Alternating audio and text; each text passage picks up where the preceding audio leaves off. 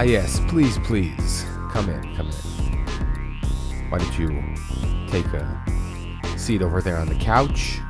You can lie down and tell me when you first discovered that you hated Star Wars.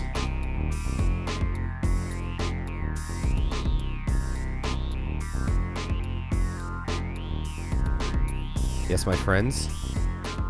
Welcome to episode 20 of the Neoncast. A very special episode, I would say.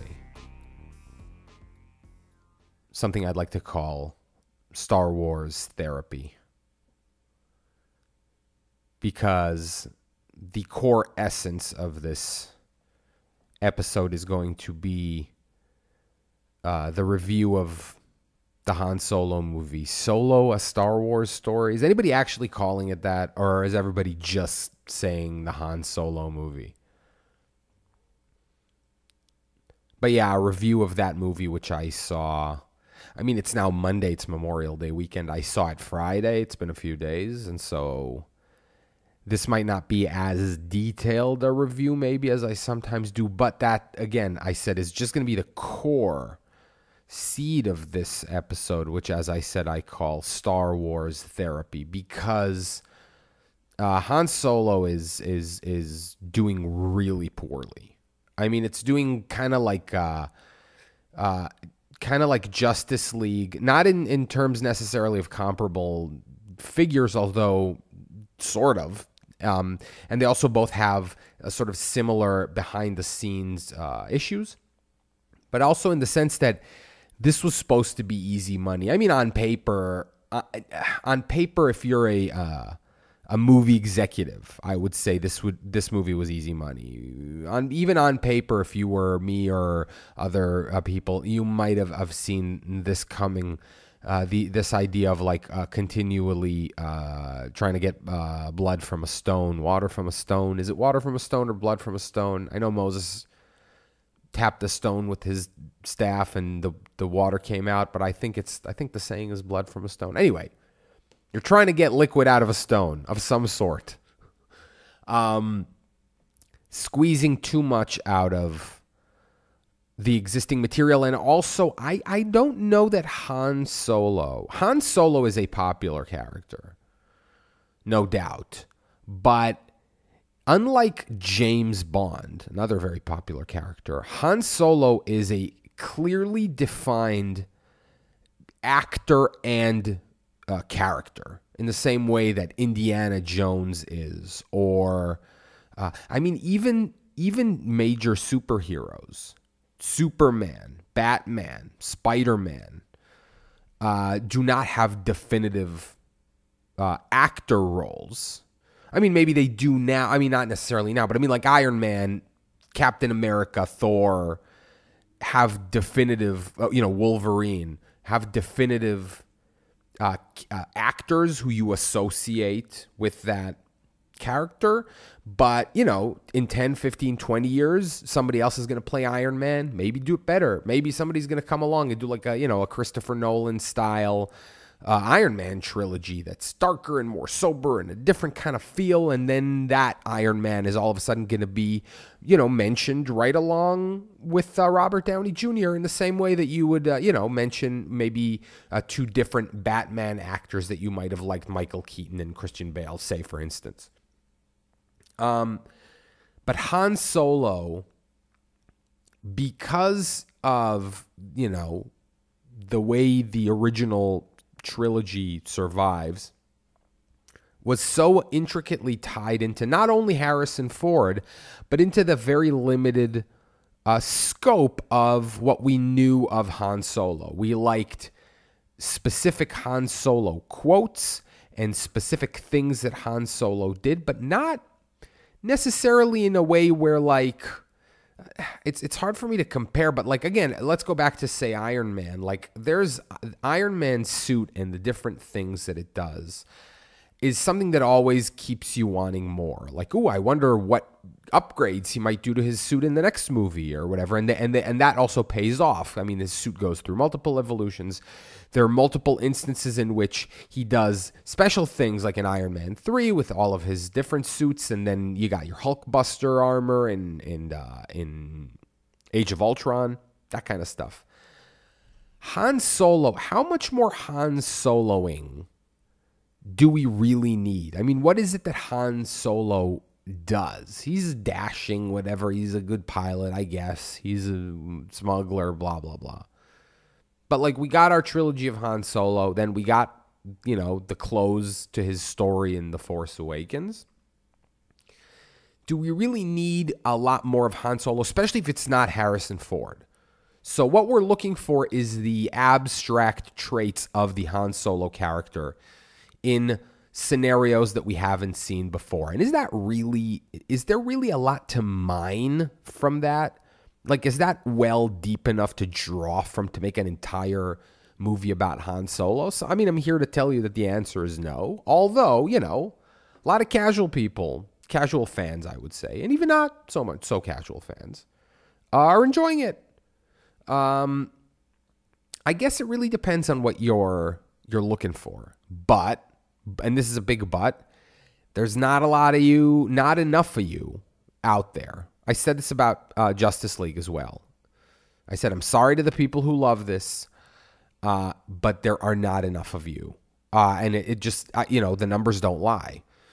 And so, as I said, Han Solo is bombing a Star Wars movie at what you could consider to be, a decent period for Lucas and Star Wars, and then leading up to, let's say, the release of The Last Jedi.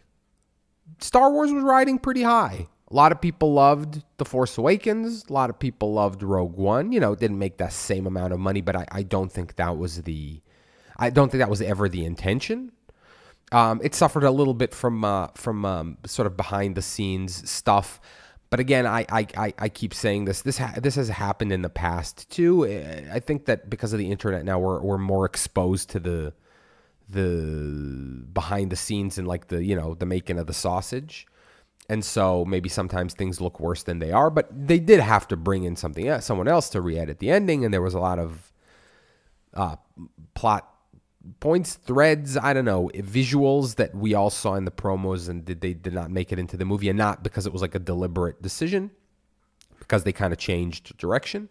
But yeah, then came The Last Jedi, which again made money, certainly, not as much as The Force Awakens. It was a drop from The Force Awakens, and was accompanied by severe fan backlash.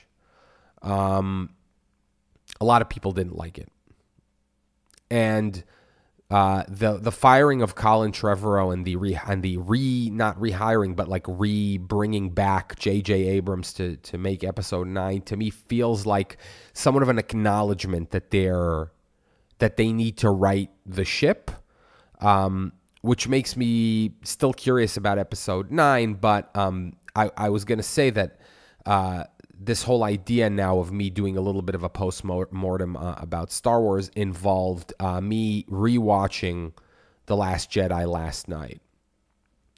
Now, I hadn't watched it since it was in theaters, and when I rewatched it, I did it in order to see how I felt about it, because again, I hadn't rewatched it since it was new. I didn't read or listen to any of the like major criticisms of it, Red Letter Media stuff. I didn't listen to it or watch any of these videos that are dissecting why people hate it. And so my subsequent opinion of it and the stuff that I'm going to talk about now is not colored by that. Plus, in my Last Jedi Neoncast also said that I don't feel beholden to the cool kids or whatever. I like what I like, and I don't really care if the internet does or doesn't. But that was the second part of what I was going to say, is that I watched The Last Jedi last night, and my opinion of it shifted, if not dramatically, at least very noticeably. And after that, I kind of was trying to figure out why, meaning why my opinion of it initially was different. So I went and I re-listened to my review of it in order to see, because I didn't really remember what I said, just to see what it was that grabbed me, and I made notes both while watching The Last Jedi and while listening to my Neoncast review, and I have some insight about both myself and my opinions, and a little bit about what's going on in Star Wars, what might happen in the future, what maybe I hope happens in the future. And after that, 10-minute introduction, we can go into Star Wars therapy. So, like I said, lie back on the couch and tell me when you first realized you hated Star Wars. So as I said, let's start with Solo. As I said, I saw Solo on Friday, and first of all, the theater I went to, it was a Friday night, 9 p.m. Theater was kind of empty. My theater, which was a small room, was full, but I'm just saying the movie theater itself was kind of sparse, and when I went to see The Force Awakens, it was just insane. Anyway, Han Solo is a movie that's fine. I said on Twitter, it's fine, but the way you say fine as you sigh, like, yeah, it was fine. Meaning like not, yay, it was fine. It's more like, yeah, I guess there was some stuff in it that was nice. Particularly the visuals. It was shot nice, and it had lots of good costumes and good aliens and good ships and that kind of stuff. I actually thought Aaron Reich was good. He's not really Han Solo, which is a big problem, and I'm going to get to that in a second. But I actually thought he was a fun character. I thought Lando was good, and other more minor roles were fine. There was nothing bad about it. There were moments that were very cringy, and there were moments that were very clearly left over from the Lord and Miller version, which again we're going to get to in a second, plus the comparisons to Justice League. But it just was. It just was. I feel like its biggest problem was that it was a Han Solo movie and not just some movie in the Star Wars universe about some smuggler who is in trouble with some mobster. Oddly enough, the attempts to make it more tied into the stuff we already know is its biggest drawback. But yeah, the point is overall, it's just a movie we didn't really need. And a movie that doesn't, and I know I saw somebody complain about that phrase, like, we don't need any movie. And that's true, but I'm just saying, I mean need in the sense that, like, time and money would have been better spent doing something else instead. That's what I mean by we didn't need this movie. I think we would have been better served by another movie instead of this, and I also think Lucasfilm would have been better served by another movie instead of this, and the numbers clearly reflect that. Which brings me to the Justice League comparison, which I made initially. Justice League, switched directors in the middle and had to undergo a major tone shift, and so did this. Lord and Miller, who were the original directors of this, were making it too improv-y and too comedy-ish, and they were summarily fired, and they brought in Ron Howard, who reportedly shot, like 80% of this movie, which ballooned the budget to about $250 million.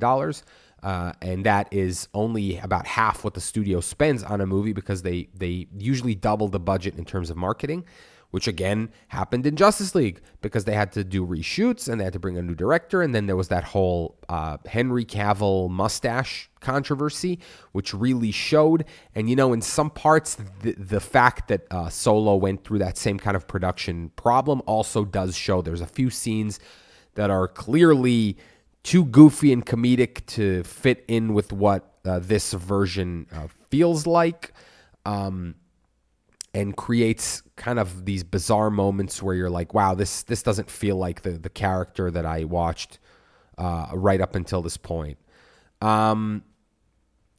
And that's kind of a shame. And again, I don't think I'm going to get into too many spoilers here, except just like I said, to say that there are some tonally awkward things here and some shoehorned tie-ins to other things that I didn't think were necessary. And overall, it is just a sort of a tepid, average kind of affair. Which, like I said, led me to this whole thought about Star Wars and about what I used to want from Star Wars, what I still want from Star Wars, and maybe things that I thought I wanted from Star Wars, but I discovered that I just wanted in general. And so, as I said, I'm gonna reiterate my joke for the third time. I'm gonna go back to my childhood. If we're talking about Star Wars therapy here, we're gonna have to start in my childhood and just describe for a second Star Wars and where Star Wars stands with me and with us.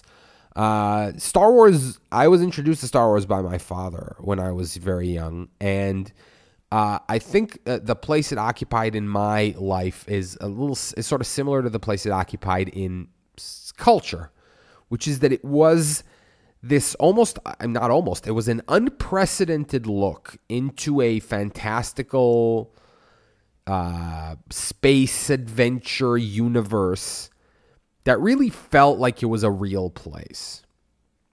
Even Star Trek, which was, like the Star Trek the Motion Picture, which came out right around the same time and stuff like that, did not have that same kind of like, I'm being transported to this magical place. Star Trek did feel in parts, the original ones, like an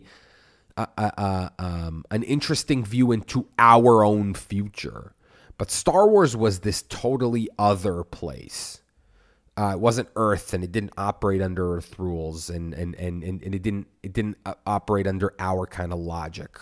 So yeah, for many years, Star Wars served as like, I don't know, you want to call it like the gold standard of that kind of thing for me and for everyone, basically. So,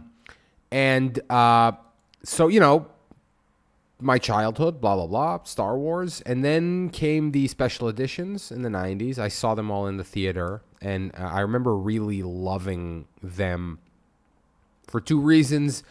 One was the ability to watch them in the theater for the first time, and there was, there's a lot of revisionist history with people where they tell you they hated that stuff right from the start, and I'm sure some people did, but this was still deep within the period of the novelty of being able to go in with computers and do stuff like that, and a lot of that stuff doesn't hold up. Certainly, I certainly don't like almost all of it now. Some of it is fine. They used some footage.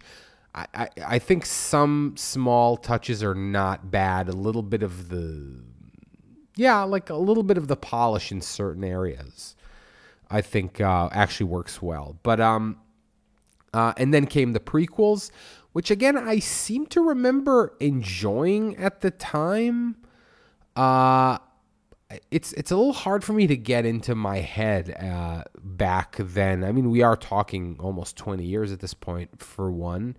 And for two, the thing I do remember is being excited over the marketing of Sith as being darker, as though that would be better for me than what had happened so far. And so in that sense, I can definitely say by like a logical process, that I was probably not super happy with the tone.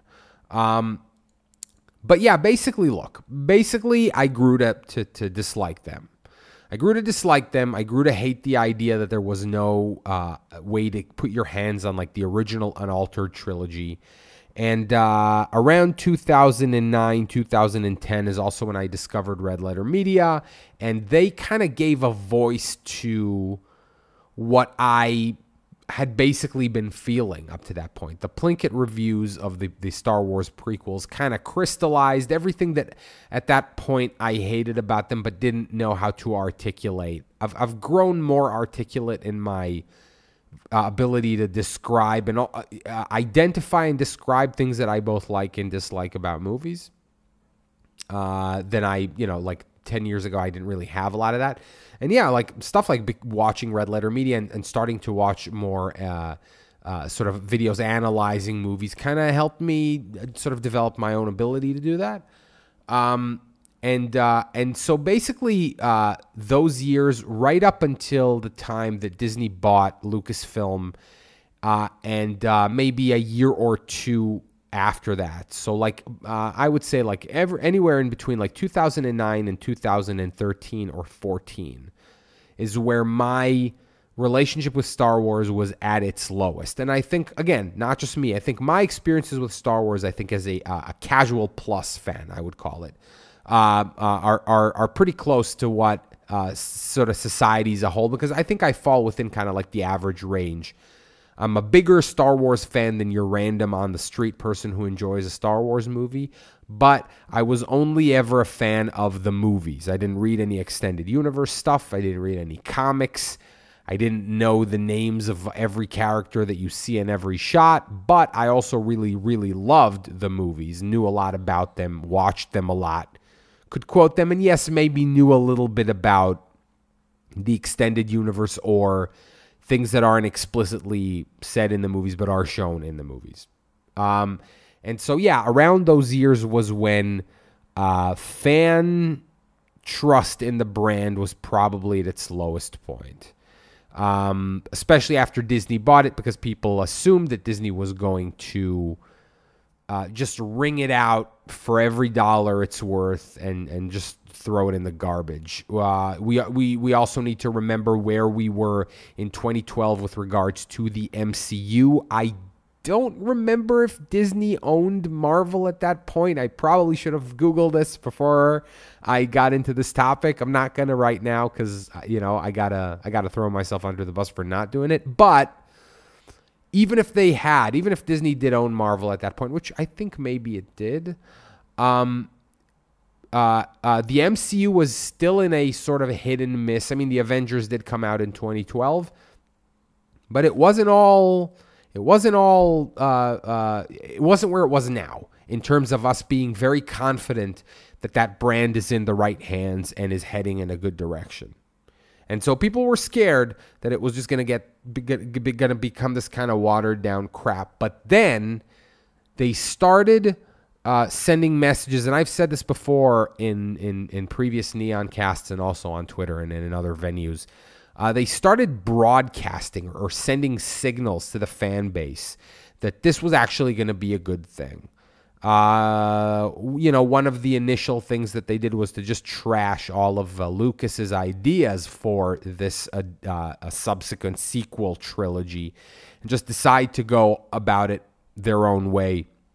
They then hired J.J. Abrams, which at the time also was seen as a good idea for the fans. He was responsible for the successful reboot of Star Trek, which he later admitted he kind of dropped the ball on in the second movie. But everybody said, okay, get him for this one.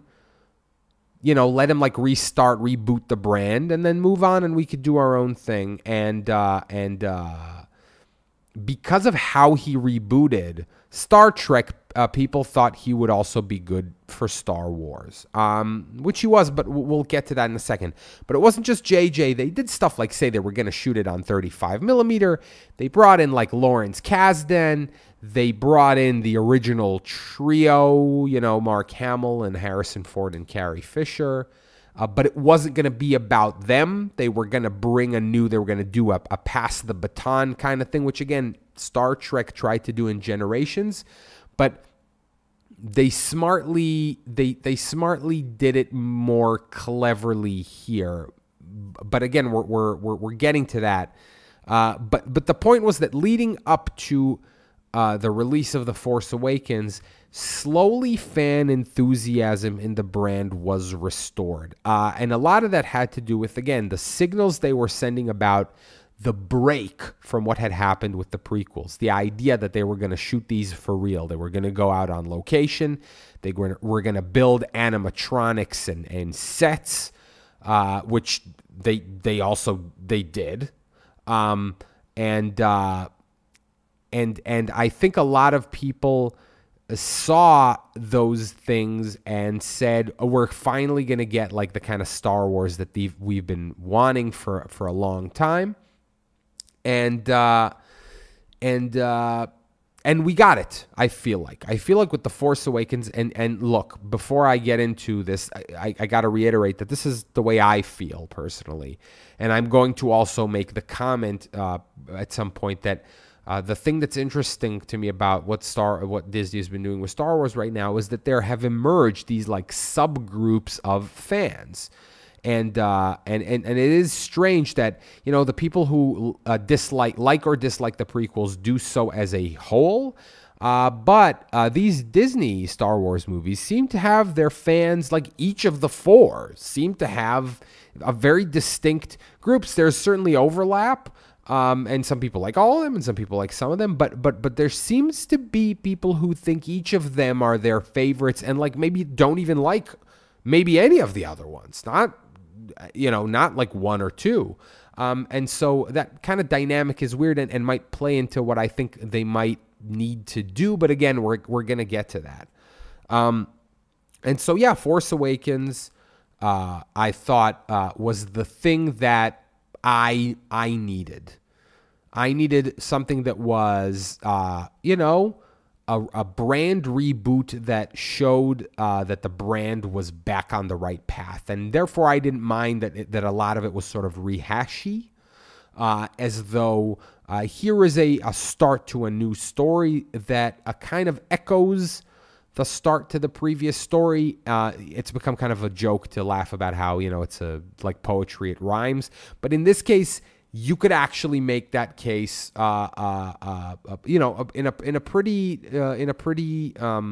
sort of convincing way, in a pretty organic way, not a manufactured way, not I'm just gonna draw from my own well of ideas. No, I think the idea of having things in history that echo things in the present is very effective, and some people use it to their advantage. They build entire concept off of this. Robert Jordan built his career out of the idea that, things happen in sort of cycles and kind of, mirror things like this that have happened in the past. The Wheel of Time, that's the whole fucking point of the Wheel of Time. The Dark Tower, there's a lot of that. And so, I think you can use that to your advantage. And I think they did that with the Force Awakens. Introduced new characters that everybody loved. Introduced a villain that kind of made sense and was not a rehash villain, was like a thing that you could watch, like the idea that maybe your villain's character will also develop over multiple films, not just your hero's character, is to be a good idea and something that's sort of underutilized everywhere almost, except if you look at someone like Loki, maybe, right? And that was great. So things were good. Force Awakens came out. Everybody was happy. And then they announced that they were going to do Rogue One, which raised a few eyebrows. But, they were hiring some good directors. They hired a bunch of good directors to make Episode 8 and Episode 9, Rian Johnson and also Colin Trevorrow.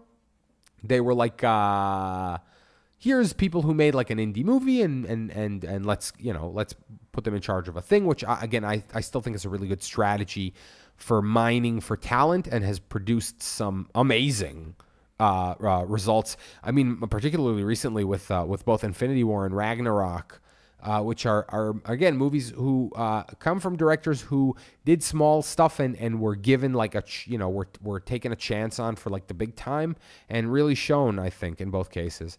But Rogue One, when it came out, was a little more polarizing. I remember thinking it was fine, but then not really wanting to watch it again for like a year. And then when I did, I was like,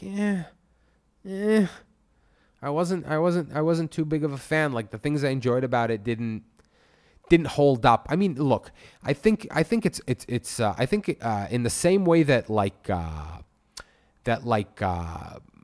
some creators, some novelists, some screenwriters, some directors, some musicians have one good thing in them, one good song, one good album, one good book.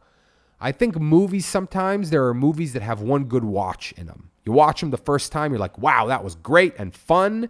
And a lot of the little things that I then read in reviews that people didn't like were, yeah, like in retrospect, yeah, I guess that was dumb. But like in the moment I was having fun, I didn't notice. And that's it. You enjoyed them once. You got your money's worth for one viewing. Not every movie is a repeat viewing movie. Not every movie is something that you return to years later and quote and remember, and it survives and it becomes like a cultural meme. You know, not everything has to be that. And I think Rogue One's a great example of that. It was like a one and done for me, maybe. Because again, like I said, I watched it later and almost none of it was fun. Some of it a little bit. And yeah, it has Star Wars-y stuff in it, but like almost none of it survived for me. Just the first viewing, even. And then came the Last Jedi, which again the polarization of the Last Jedi. I covered widely in my Last Jedi Neoncast, which again I'm going to get to in a little bit because I have some comments about it because I re-listened to it and I have some insight about how and why my opinion on it shifted. But again, I will say I enjoyed it at the time. If you listen to my review of it, here's what I'm going to say in my defense, even though, again, I don't feel the need to explain my likes or dislikes. If you listen back to my review, it sounds very positive, but there is almost no unqualified praise for things that are more than like, oh, I like this line. I liked, I thought I still on my second viewing think that Mark Hamill's acting in it was great. And not just his, but I mean, I commented specifically that I thought that he really killed the role, and I still think that, and I think it's, but I'm saying like beyond stuff like that, almost none of my praise was unqualified, and I used a lot of words like interesting, intriguing, but not a lot of like superlatives like it was good, it was great, and you can listen to reviews of other movies I've made. Like other reviews that I've done like on this podcast, and if I like something a lot, I will not mince words, and it might have been subconscious because I wasn't hedging my bets. Like I defended a lot of I defended against a lot of different kinds of criticism on Twitter, like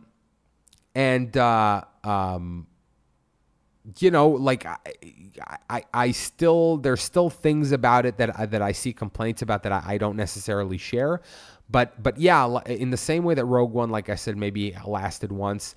Watching The Last Jedi now after not having seen it in many months, it did not hold that same amount of entertainment, and also a lot of things that initially were interesting and kept my attention because they, again, subverted my expectations so often, are more revealed to be things that are odd creative choices, I would say.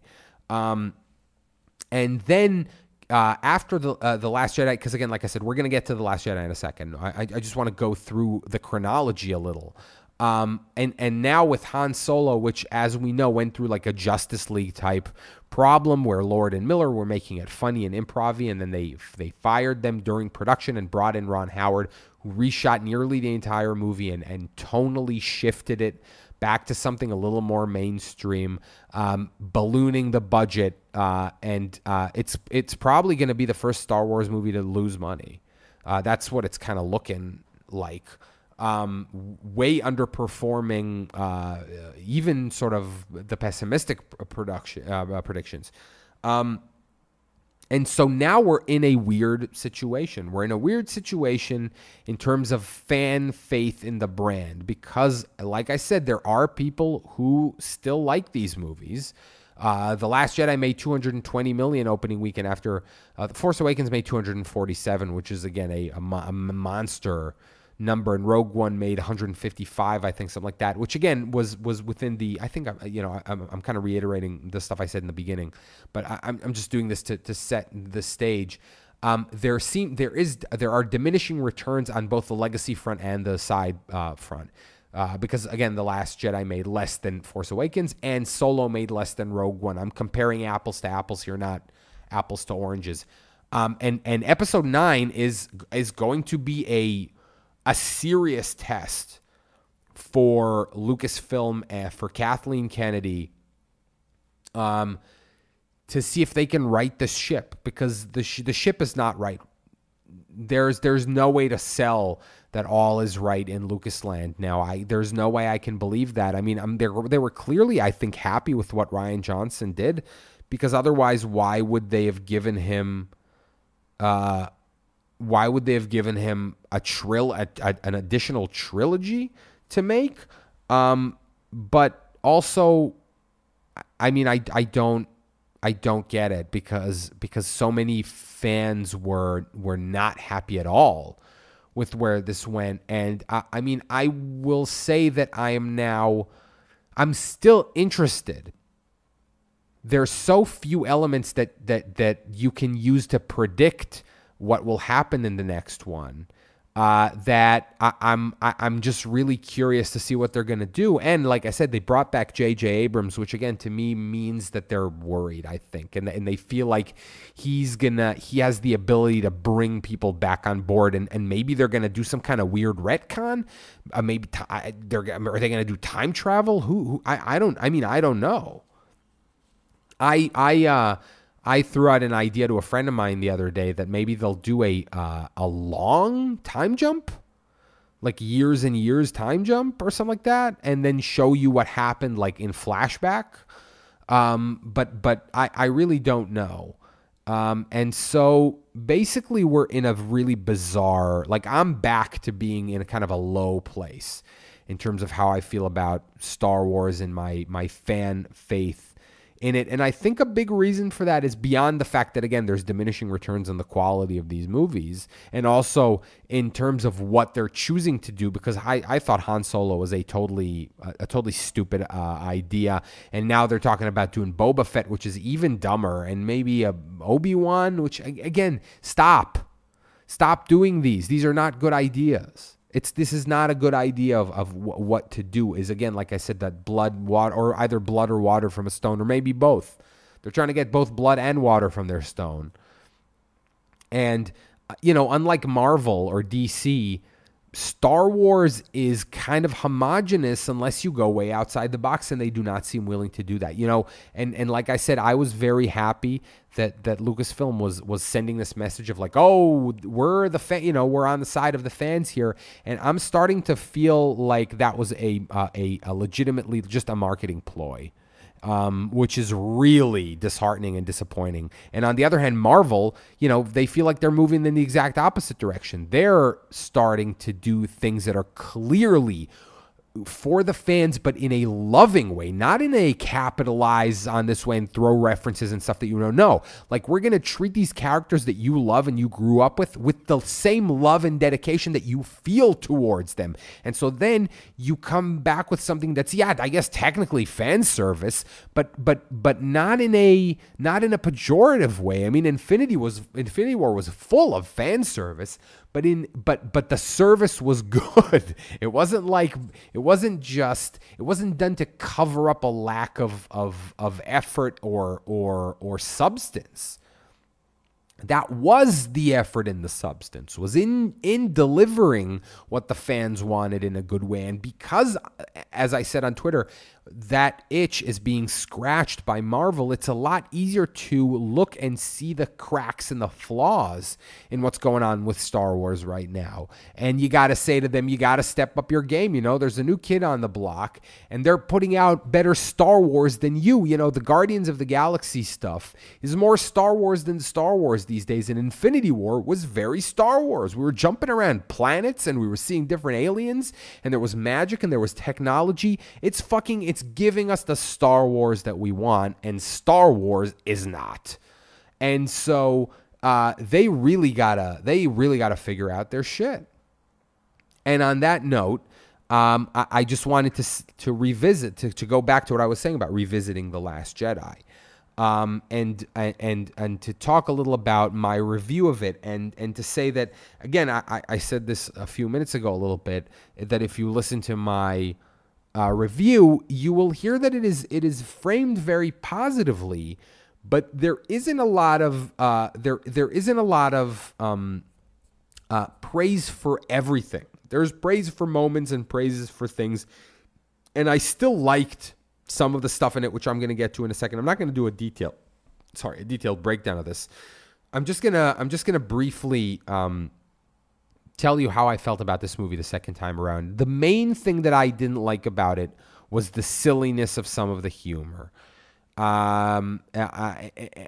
It felt too silly in parts, too jokey.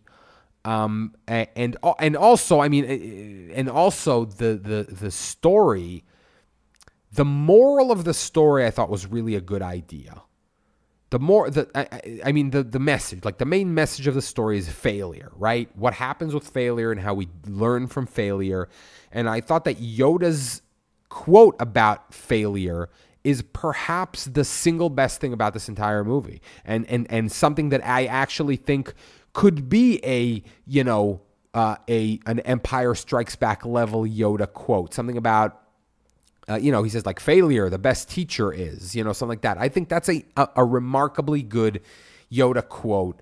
And it, it's the central thrust of this movie. You learn from your mistakes. However, and this is a really big however, you need those failures to have a reason other than, oh, shit just didn't work out, right? Because Infinity War is also a movie about failure. Mild spoilers for Infinity War if you're listening to this and you haven't watched Infinity War. The point of Infinity War is they fail, right? And so you can say, okay, what's the difference then between The Last Jedi and Infinity War?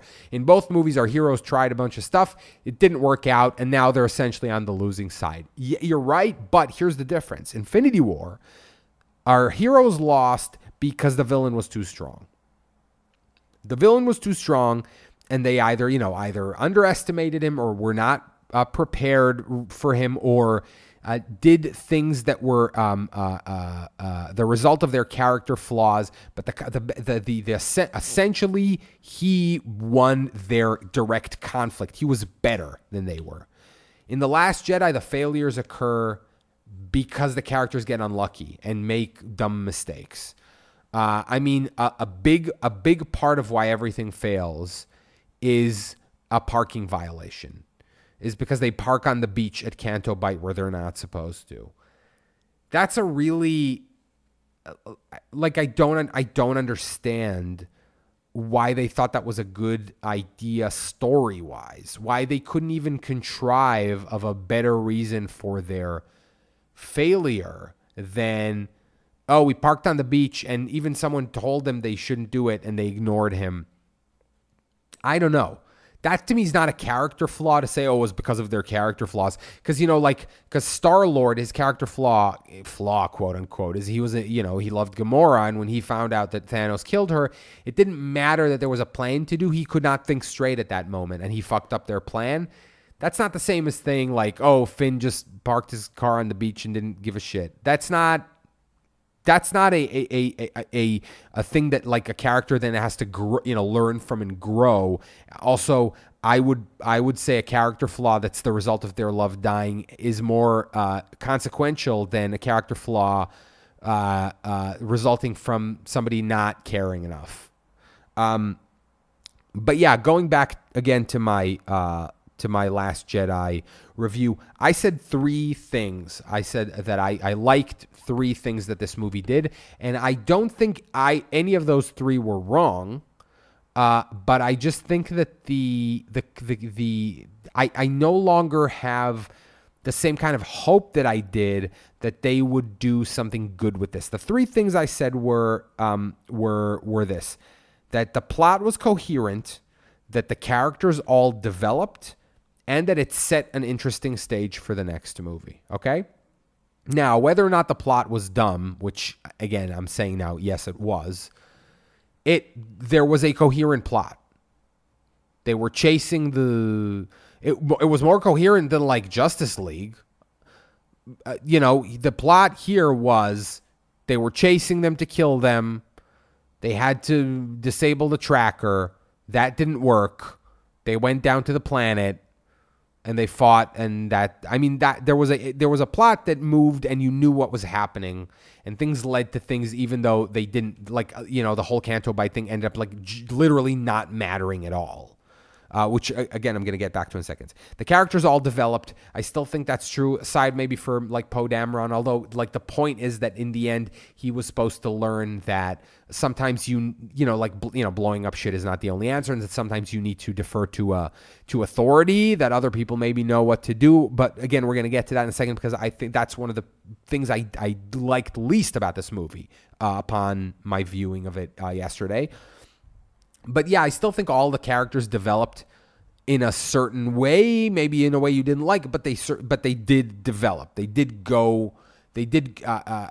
end the movie in a different place than they started, and it did set an interesting, in quotes, setting for the next movie. And I still, as I said before in this podcast, I'm still very curious to see what happens, because I don't know what's going to happen. I mean, it's sort of in the same way as Infinity War, but again, less enthusiastic and more just almost morbidly curious. How are they going to break out of this weird place that Johnson left them in? And so, yeah, like I said, those three things I still think happened. I still think this movie is head and shoulders above a lot of the really middling crap that we get these days. I mean, I actively hated Ghost in the Shell. I would say this is way better than something like Ghost in the Shell or Valerian and the City of a Thousand Planets, which again was fun, but I still think this is better. I still think that some good filmmaking, some good Star Wars-y filmmaking, gets me upon first viewing. Like I said, I think some of these, some movies aren't even good for one viewing, and some are good for one viewing. And maybe maybe even The Last Jedi was good for one viewing. I still watch The Force Awakens. I've watched it multiple times. I can quote and remember many things from it. I still think it is a good Star Wars movie, the end. But it's hard to like it when you know that story leads to movies that you're not a huge fan of. It kind of ruins them, maybe. That's how I feel about Man of Steel. I defended Man of Steel very vehemently, but a lot of the things that Man of Steel was setting up then just didn't pay off, and now Man of Steel is kind of shitty in retrospect. And so if Episode 9 really drops the ball even further, it'll be hard for me to enjoy Force Awakens, in the long run, 10 years down the line. Almost like it's a little harder to enjoy The Matrix now because its sequels are so lame. And it kind of sets them up, and so it's almost impossible to just view the first one and leave it, The Matrix is easier than this. But even this, to a certain extent, you could say, okay, watch The Force Awakens and that's it. But I think the biggest problem with The Last Jedi, aside from, like I said, subverting every expectation to the point of irrelevancy. I mean, I have a list of all of the things that didn't pay off. The hacker plot didn't pay off. The entire plan of disabling the tracker didn't pay off. The Rey in the cave didn't pay off. Who Rey's parents were from the previous movie didn't pay off. Captain Phasma didn't pay off. Snoke didn't pay off. The signal they were sending to the rebellion, which was, again, the entire plot of this movie, did not pay off. All of these things that, you thought were leading somewhere and were subverted, but you need to do something instead. Go back to Captain America Civil War. They had a very clever subversion of expectation in that movie, because they were leading you to believe that this was all about these other Winter Soldiers, that Zemo wanted to unfreeze the other Winter Soldiers. That's why he wanted the mission report on December 16, 1991, because the Winter Soldier extracted super soldier serum that they then gave to those other people. That was a misdirect. The reason he wanted the mission report was because of Stark's parents, and then he ended up luring them there, but they were all dead when they got there. That was a clever expectation subversion, because they did it in order to distract you from what was actually going on, and then it served as a twist. There was no twist here, just nothing they did worked, and then they tried to tell you that this movie was about failure because nothing they did worked. And that, I think, is a very weak a weak way to do that, a weak way to convey that idea. But again, the thing that I think was the worst part of this was the manufactured conflict within the resistance, specifically the conflict between Poe Dameron and Vice Admiral Holdo. There was no reason for them to have conflict. They could have invented a reason for conflict, but I can very clearly see that this was like a half-baked idea. Like, okay, let's disable Leia somehow for a part of this movie, and then put someone that Poe maybe doesn't have that same kind of faith and trust in charge, and then have them have some kind of conflict related to a plan she wants to do and he doesn't want to do. Okay, up until this moment, I get what you're doing here. But then, and I defended this after the first time I saw the movie because I thought maybe there was something about it that I didn't get in a full way. But her hiding from him what the plan was, even when he was relieving her of her command at gunpoint, and going into the bridge to do something else and like having like a gun battle, firing stun, but still having a gun battle, to even then not say, hey, here's the plan, made no story sense. Forget for a second it didn't make any in-world sense. We could talk about diegetic logic until we're blue in the face. There was no reason for her to not tell him in a story sense. Maybe if you want to develop Poe Dameron as a character who learns to respect authority, just make him not agree to the plan that she has and try to do something else by force. Why not tell him, though? Was it in order to have some kind of weird reveal at the end, like, oh, that was the plan, surprise? Okay, but then why did you show us Crate in the trailers? We knew something was going to happen. We knew they were going to get to some planet and fight there. It just, again, it doesn't make story sense to me more than in-world logic to me. In-world, it actually makes more diegetic logic to me than story logic, because I've actually been in the military, and sometimes your commanding officer doesn't tell you something because there's a chain of command, and you're not the admiral, you're a captain, and you need to know what you're told when you're told. But especially, in this kind of like panicky situation, your leader is now all of a sudden like in a coma. You don't know what the fuck to do. I get it. I really get like, like a stupid command decision to not tell everybody all the plan. But I don't know what story point that served. I don't know what story point Canto Bight served. Because, again, nothing happened at the end. They didn't influence the story in any way. And I also did not understand the point of the anti-war message. I get it. War is bad. I think we all think war is bad. I don't think that Star Wars is the right place to make a case that war is bad. I think Star Wars is about celebrating big dumb action in space and not talk about the horrors of war necessarily. I thought Rogue One did an okay job of showing that, yeah, there is some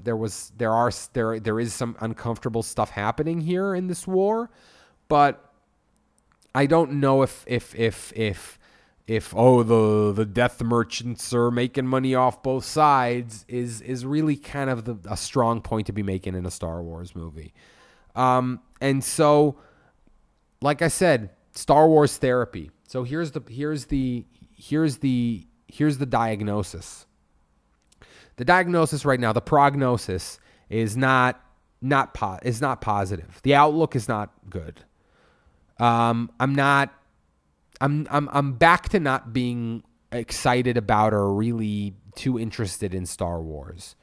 I even said in my Last Jedi review that I don't think I'm the target audience for this anymore. But you know what? Why shouldn't I be? Why shouldn't I be? Why is Infinity War any more geared towards someone like me than Star Wars? Like, why? It's by all accounts, people in super suits and Norse gods and, latex strong people punching purple aliens in the face is no more appealing to someone in their 30s than space wizards and giant robots and spaceships. It just isn't. And both are owned by Disney. So I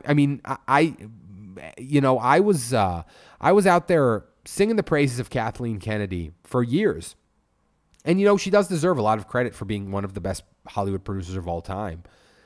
But I do not know what's going on with her right now, and I don't think she's the right person to be doing this right now. And my friend Piggy, he thinks they're going to try to get Feige. He thinks that maybe at some point when the Marvel Universe is past all of this Phase 4 and maybe into like new waters, maybe Feige will be brought in to right this ship. And I think maybe that's a good idea. I don't know who else is going to be capable of doing something like that. And I'm just looking at my notes right now. I think I'm pretty much out of things to say, other than I think that my diagnosis again about Star Wars and about why I enjoy these movies more when I watch them than after they've had to sit for a while is that I do think that in a way Star Wars is like a single serve entertainment product, and also because I like visuals and because I spent so many years wanting more tactile Star Wars, I do think that plays into the single serve enjoyment of it. Yeah, it's fun to see Star Wars-y things, especially ones that maybe I haven't seen before. And so that gives me that kick that I need for one viewing, for 2 hours, or maybe 2 viewings like on opening weekend, and then like just get it out of your system and that's it.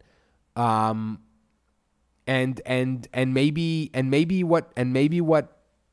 the smart thing for them to do is spend less money on these movies and expect less in return, because they have all these like sub fan bases now. And so, you make a Rogue One and the people who like Rogue One kind of stuff will go see it, but then don't spend $250 million on it. Spend $120 million on it. Squeeze a Star Wars movie with $120 million. It'll make some nice return on that. Some people will hate it and flame it to death, and some people will say this is exactly the kind of Star Wars I like, and the things that the people who are flaming this like I don't like. And so maybe that's the thing. Maybe instead of 2 movies that cost $250, they need 4 movies that cost $125, and each appeal to like different sub-segments of the fan base, and that's it. And on that note, I think it's time to wrap up this week's therapy session and conclude episode 20 of the Neoncast. So yeah, I'm Neontaster on Twitter. Check me out there.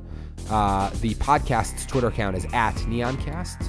And I haven't done a Twitch stream in a while, but my Twitch channel is twitch.tv/Neontaster. I want to get back into Horizon Zero Dawn. I want to play some Nier Automata. I've had some life things that have left me with not a lot of gaming time recently, but it's gonna happen. So twitch.tv/Neontaster. The YouTube channel where all of this stuff gets posted, including the Twitch streams, is youtube.com/c/Neontaster. And if you want to send me an email, anything longer than a tweet, you could send it to neoncastpod@gmail.com. Thanks for listening to episode 20 of the Neoncast, if you have been listening, and if not, then why am I talking to you?